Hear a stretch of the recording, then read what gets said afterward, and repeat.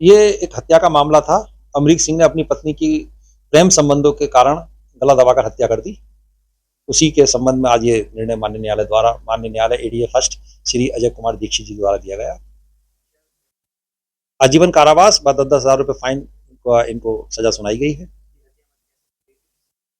ये अमरीक सिंह की पत्नी चरणजीत कौर की हत्या हुई थी, जिसमें अमरीक सिंह और उसकी प्रेमिका अमनदीप कौर शामिल थे और इन्होंने मिलकर उसकी हत्या कर दी, क्योंकि ये दोनों के प्रेम संबंध में ये बाधा बनती थी, इसको रोकना चाहती थी।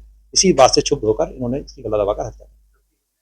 ये 29 मार्च 2024 की रात्रि, ये करीब 2 साल के आसपास केस चला और इसमें 12 गवाह परीक्षित कराए गए और आज निर्णय सब लोगों के सामने है। ये मुलजिम अमरीक सिंह ग्राम थाना स्वार के अंतर्गत गांव है भगवंत नगर, वहां का निवासी है और उसके कुछ दूरी पर इसकी मौसी का घर था, जहां की ये अमनदीप कौर रहने वाली है।